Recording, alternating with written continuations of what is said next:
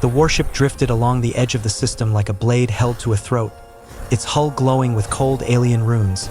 Inside its gravity wells hummed with judgment older than stars, and in the center chamber a young alien woman stood bound in shimmering restraints, her breath shallow, her eyes fixed on the endless black beyond the viewport. She was a princess by blood and history, but here she was nothing more than a body awaiting sentence. She could still feel the echo of her refusal, the moment her voice had not shaken, when she had looked at the captain of the warship, tall and revered, wrapped in symbols of authority, and said no, not with anger or insult, but with dignity. That single word had rippled through the command deck like a shockwave, because alien law did not allow refusal, not from one of her lineage, not when a captain claimed her as reward for service in battle. The law was ancient, written during eras when survival demanded obedience, when destiny was assigned not chosen, refusal was treason, and treason demanded the void, a punishment designed not just to kill, but to erase, no grave, no memory, only silence. Now the air around her shimmered as the restraints tightened slightly, reacting to her rising pulse.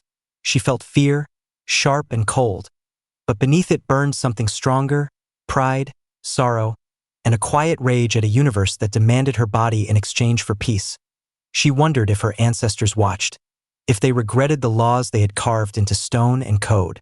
Across the ship, far from the execution chamber, a human sat strapped into a pilot harness, hands resting lightly on controls that responded more to instinct than touch.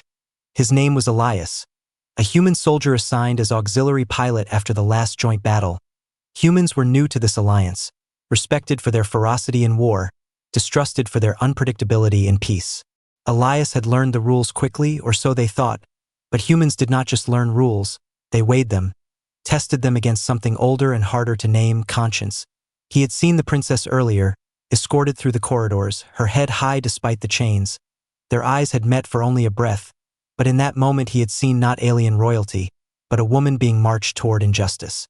The ship shuddered softly as it aligned with the execution vector, stars stretching thin outside the forward view.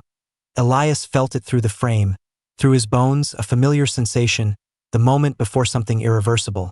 His comm panel flickered with routine confirmations, execution sequence greenlit, captain authority verified, law upheld.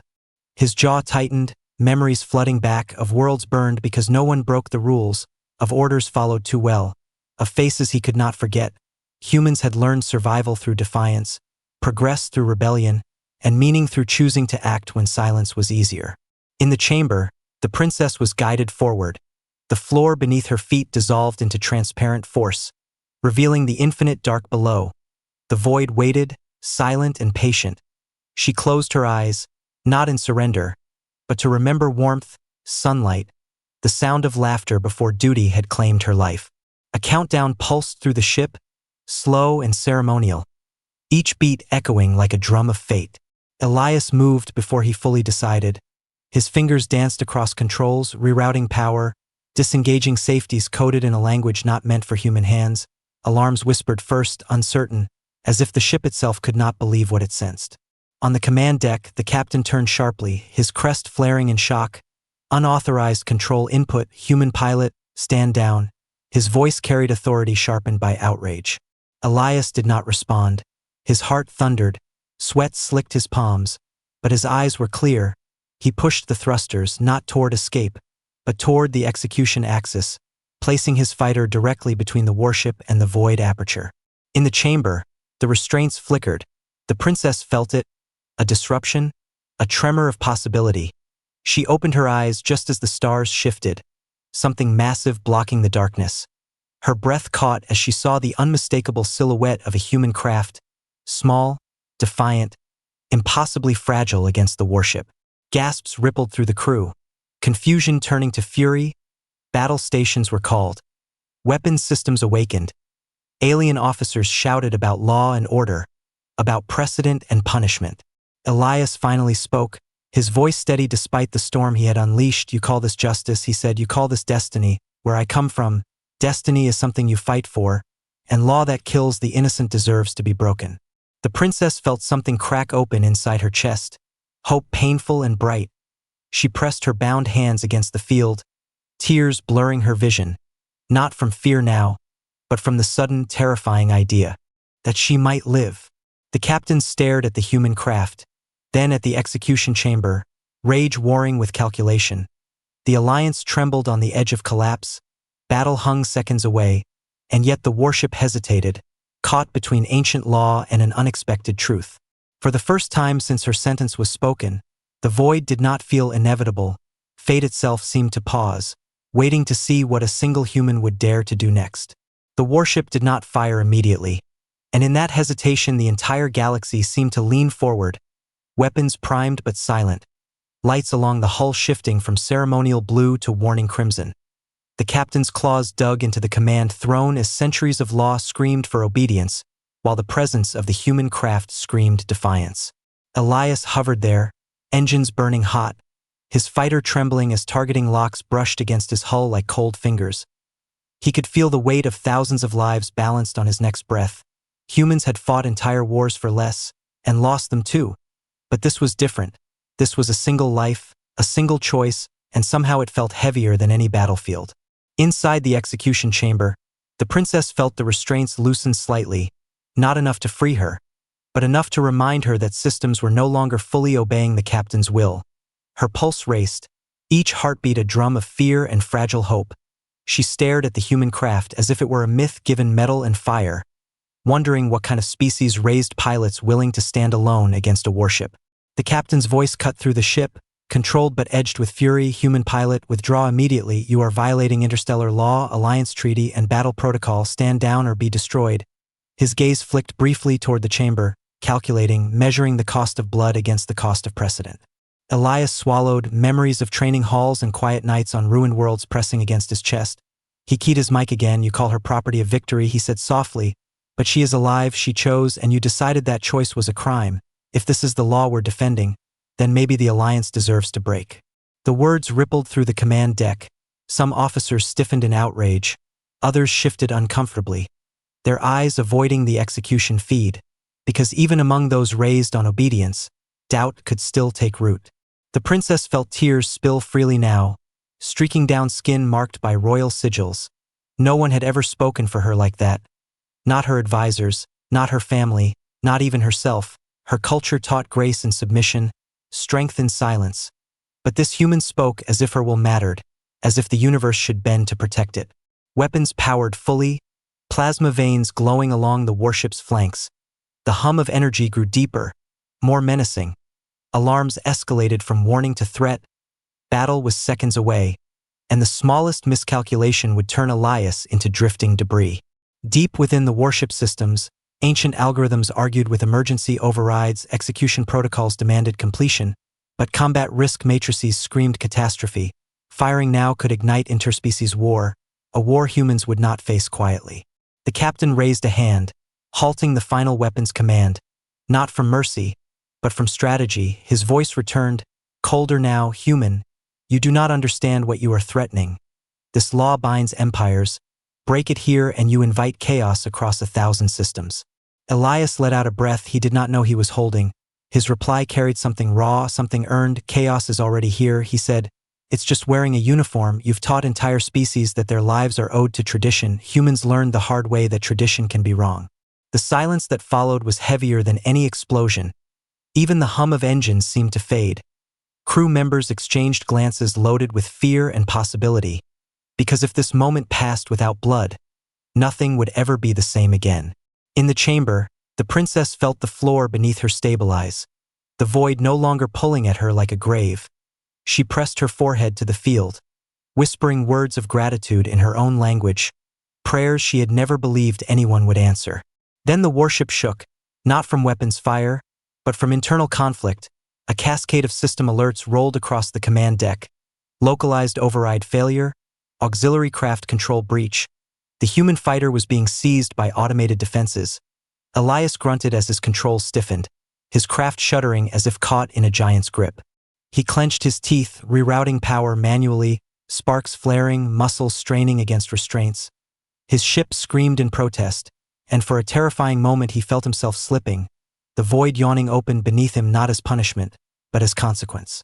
The princess sensed it instantly, her breath hitching as the human craft faltered.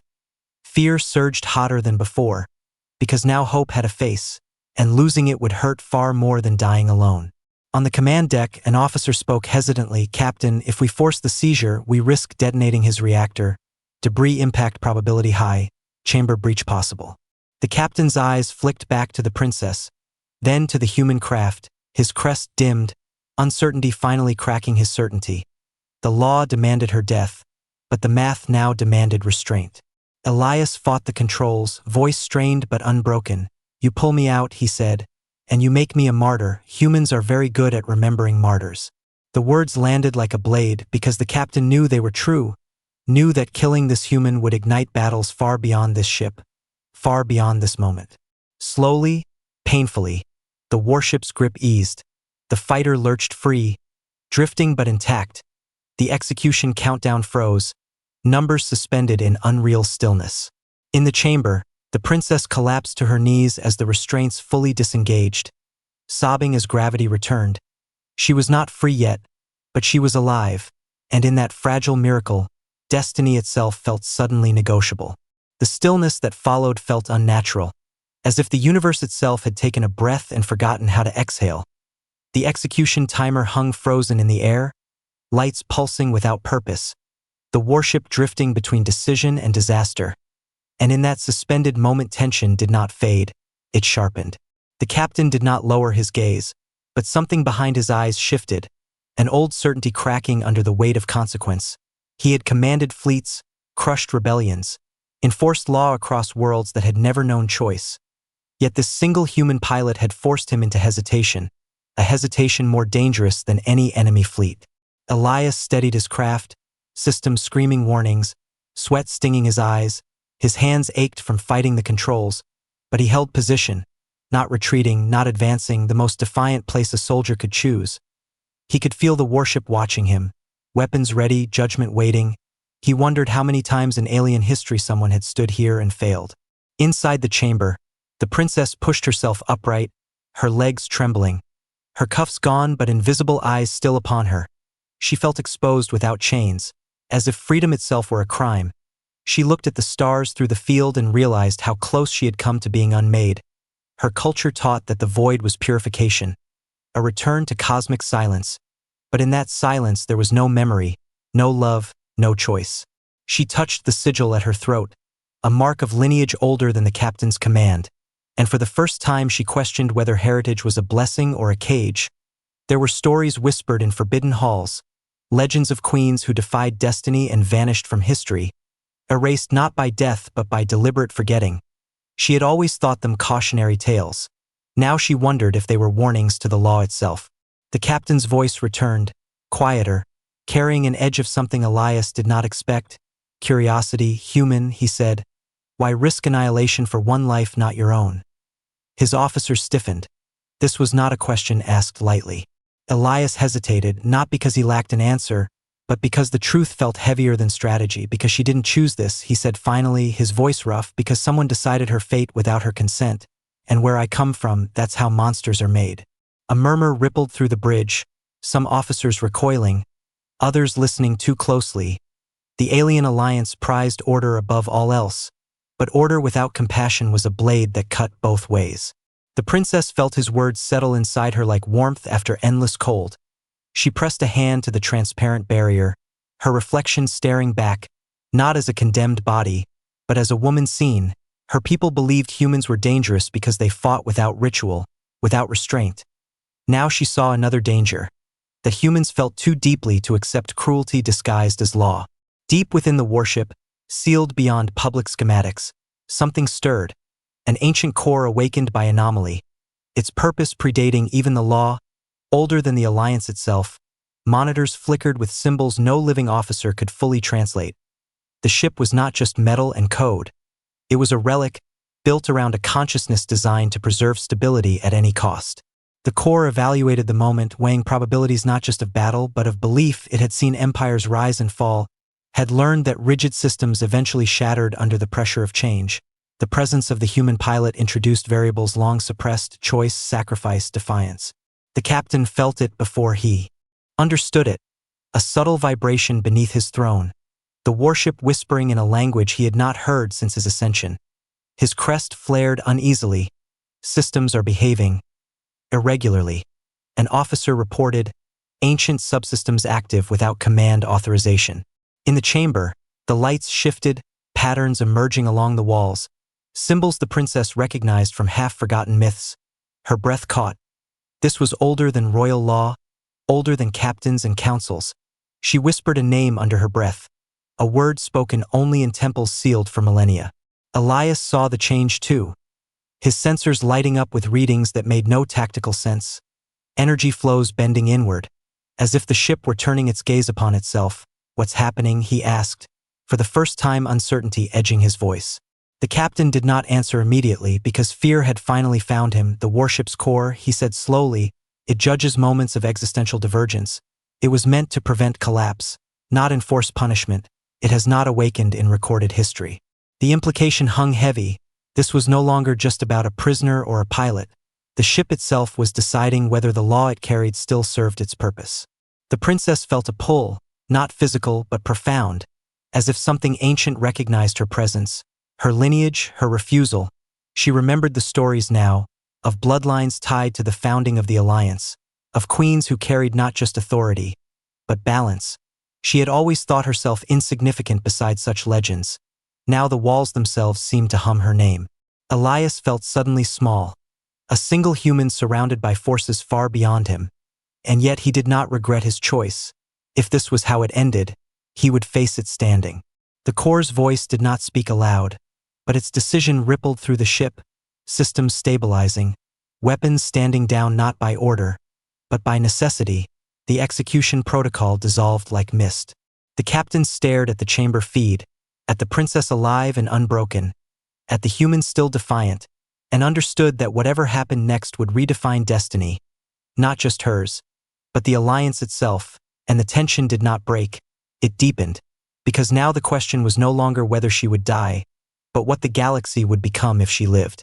The warship's lights dimmed all at once, not to darkness, but to something closer to reverence, as if the vessel itself were bowing to an unseen presence.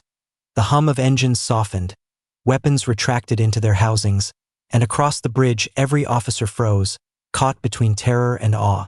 The ancient core did not speak with sound, yet its will pressed through every system, every wall, every living mind aboard.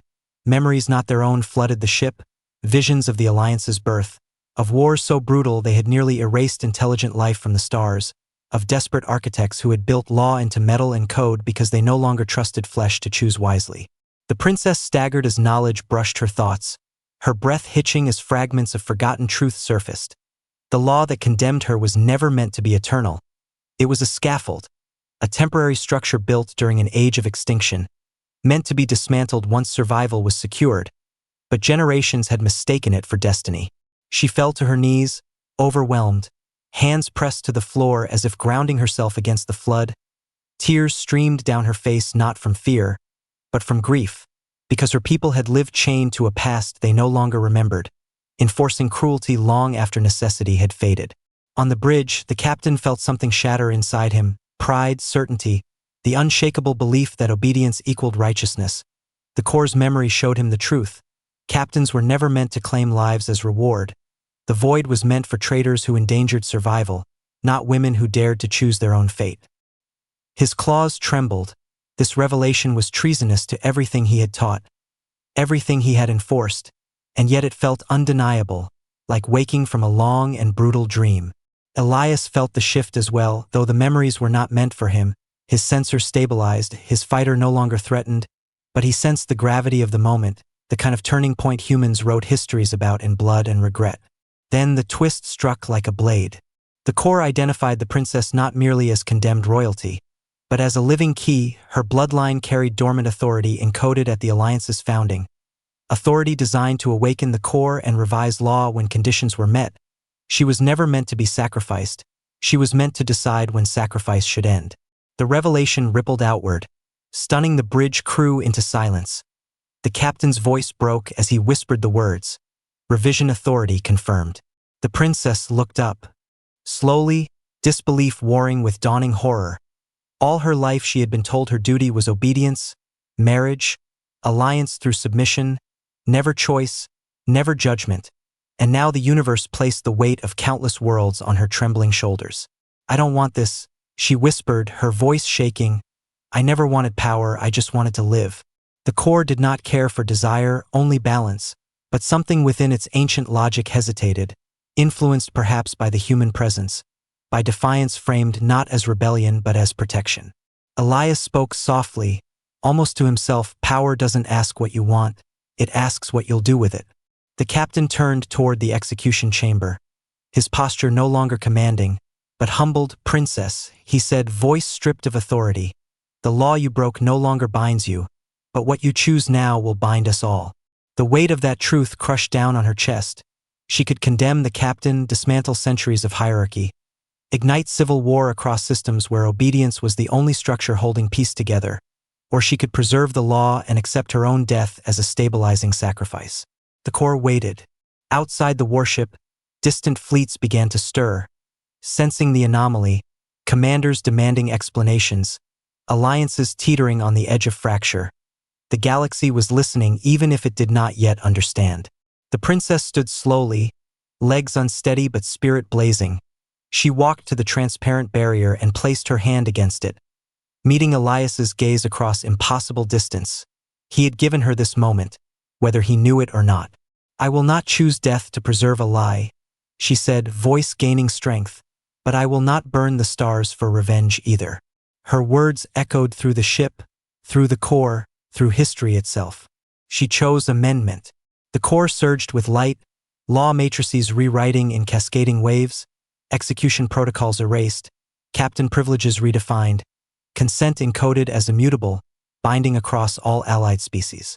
On the bridge, officers cried out as systems changed beneath them. Ranks dissolved, authority redistributed. The captain fell to one knee, not in punishment, but in acceptance. Elias felt tears blur his vision. He laughed once, breathless and disbelieving, because somehow a single refusal had rewritten an empire. But the twist was not finished. The core flagged a consequence. Law revision triggered dormant threat response.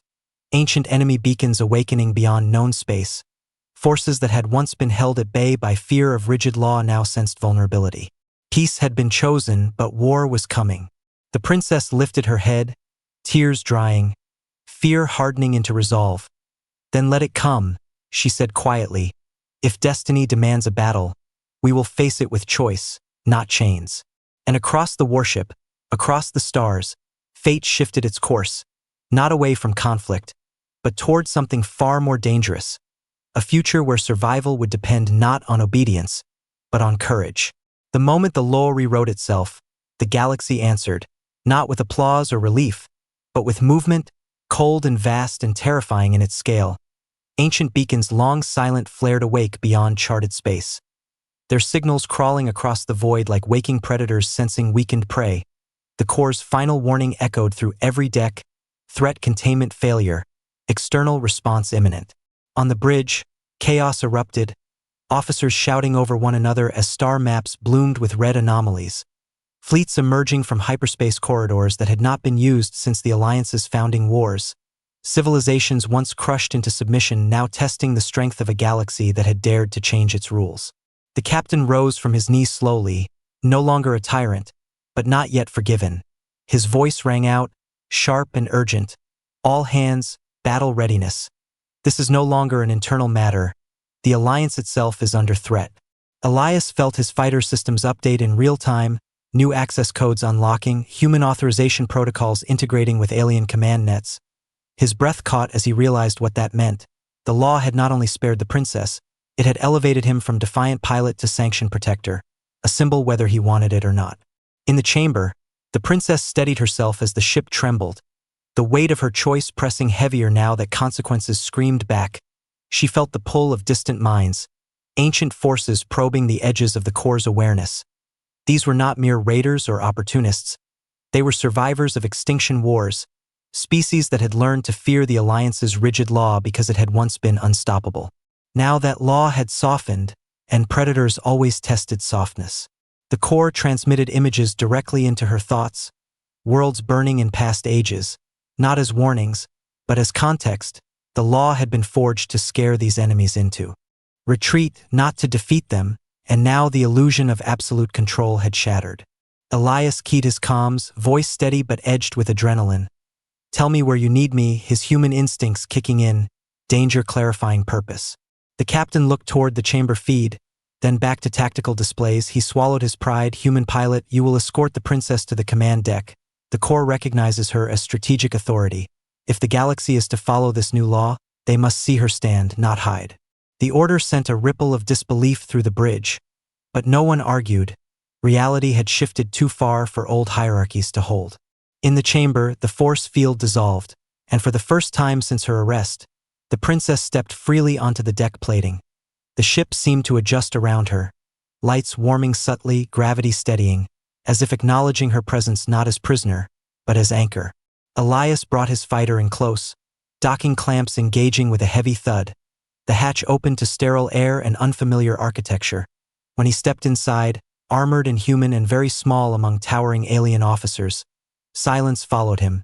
Some gazes burned with resentment, others with something close to hope. Their eyes met again, closer now.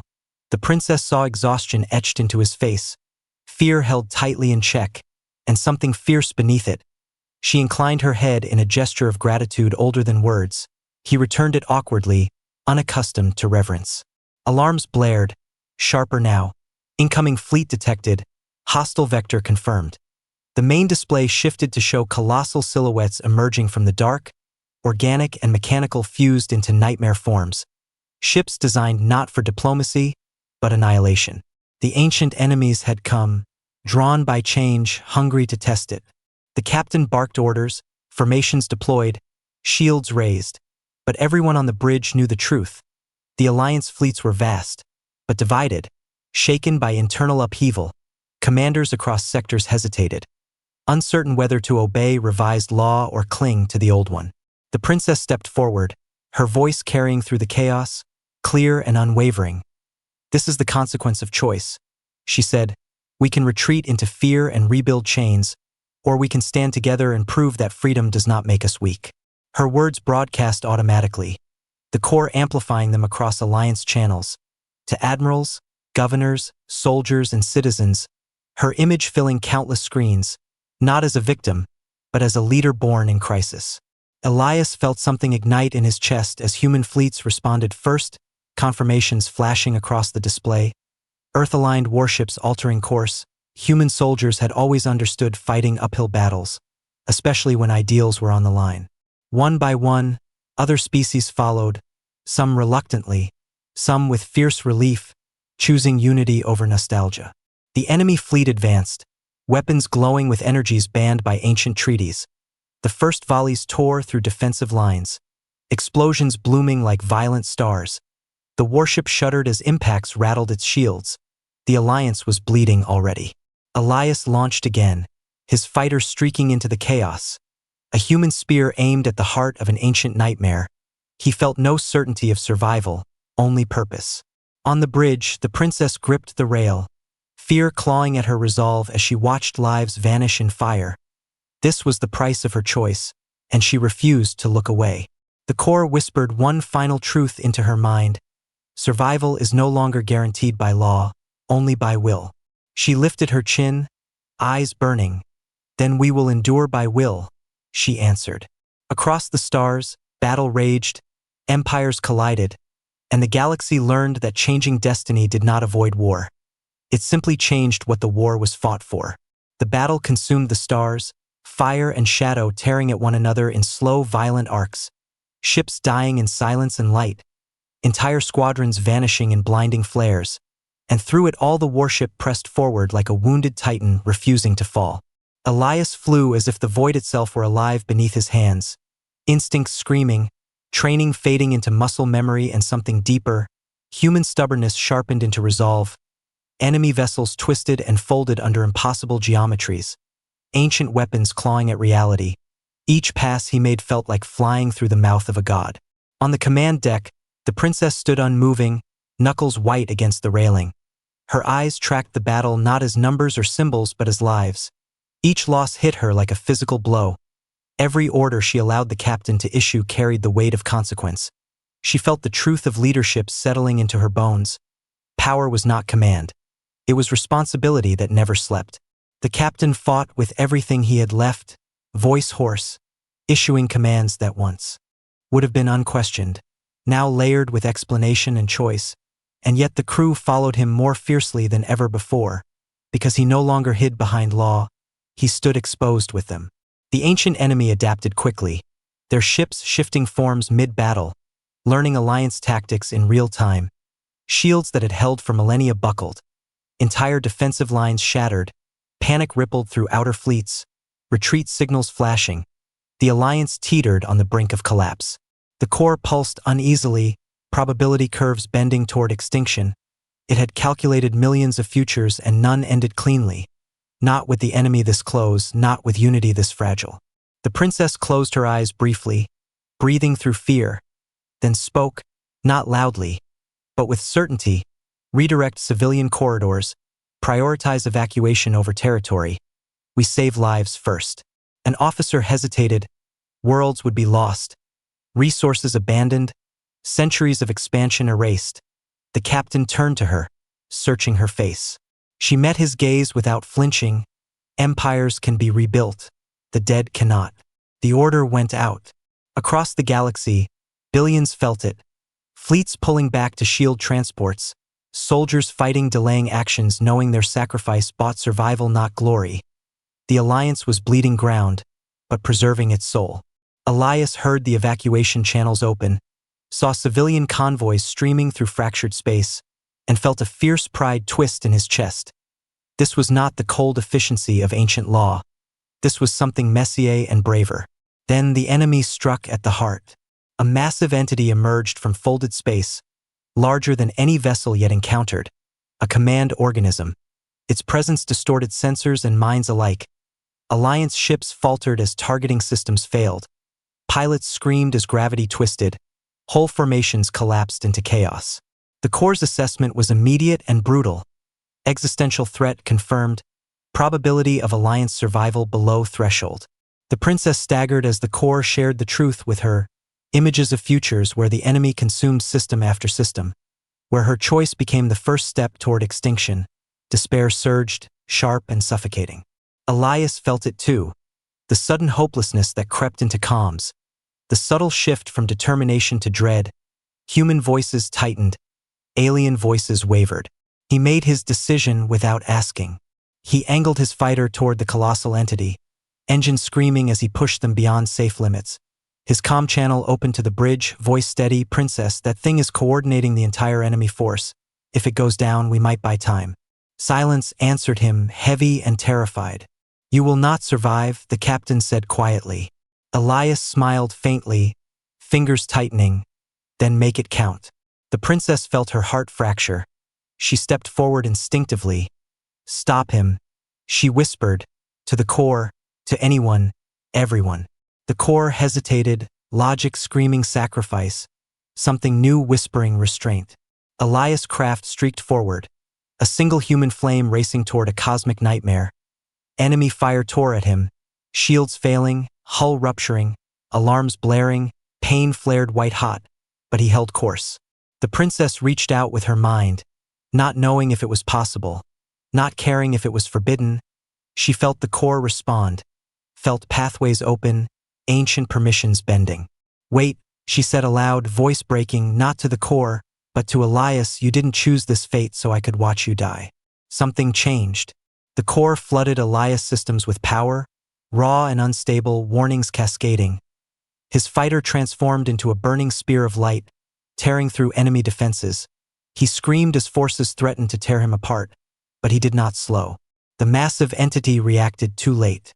Elias slammed into its core, releasing everything, not as an explosion, but as collapse, space folding inward, the enemy command organism imploding, its psychic grip snapping across the battlefield.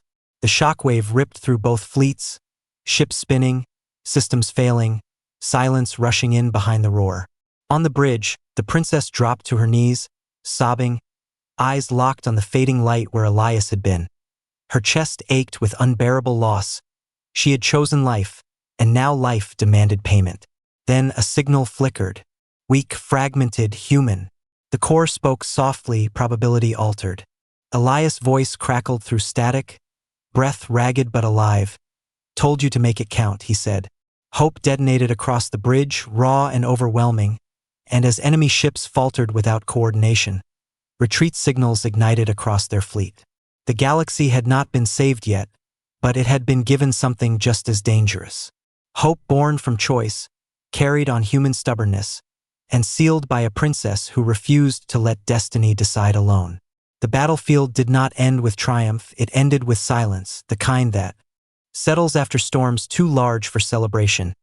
Wreckage drifted like fallen constellations, fires burned without sound, and across the stars fleets regrouped, battered but alive. The enemy retreated into the dark beyond known space, wounded but not destroyed, a promise of future conflict lingering like a scar. Yet for the first time since the Alliance was born, survival had not been purchased with chains. On the bridge of the warship, medics rushed forward as Elias was pulled from the remains of his craft, armor scorched, body shaking with exhaustion and pain, but breathing, unmistakably breathing. The sight of him drew a collective release of tension so powerful it felt like gravity lifting. The princess stood frozen for a heartbeat, then moved, no attendants, no guards, just her, crossing the deck with unsteady steps until she reached him. Her hands hovered before touching his arm as if afraid he might vanish if she did. You broke the universe for me, she whispered, voice trembling. Elias managed a weak smile.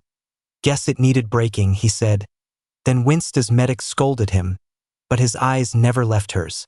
The captain watched the scene quietly, something like humility etched into his posture. The warship felt different now, lighter, as if ancient weight had finally been set down. In the days that followed, the galaxy struggled to understand what had happened. Councils convened in emergency session.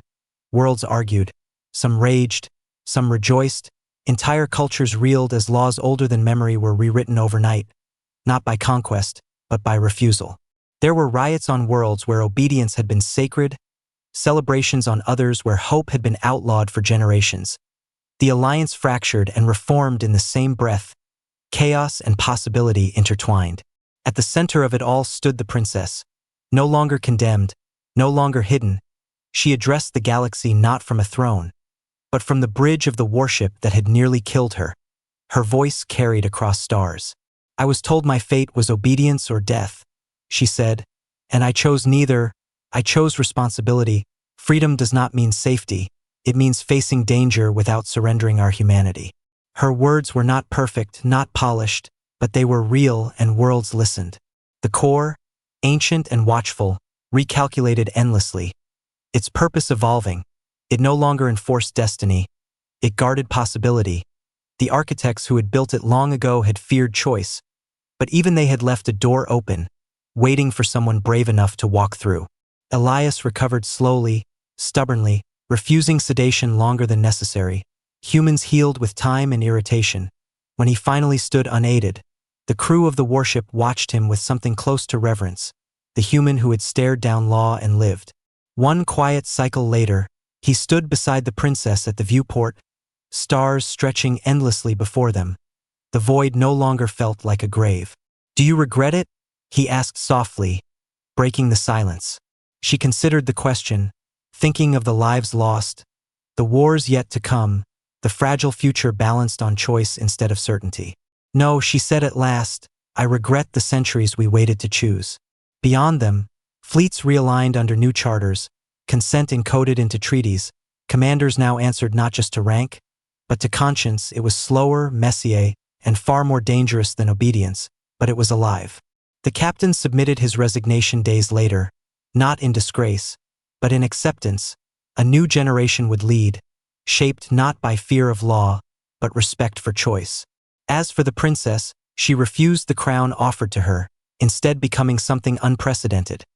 A living arbiter between species, not ruler by blood, but guardian by will. Destiny had tried to use her as payment. She had turned it into purpose. And Elias, human soldier, pilot, rule breaker, became legend without seeking it. His name spoken on worlds where humans had never set foot, a reminder that sometimes the smallest craft could block the largest void. Years later, when the ancient enemy tested the borders again, They did not find a galaxy bound by fear. They found one bound by choice, fractured but united, scarred but defiant. History would argue whether that moment saved the galaxy or doomed it to endless struggle. But the people living in its wake knew the truth. For the first time, their fate was their own. And somewhere between stars and scars, between law and love, a princess who refused to die and a human who refused to obey stood together, watching a future that was no longer written for them. It was written by them. Rookstar.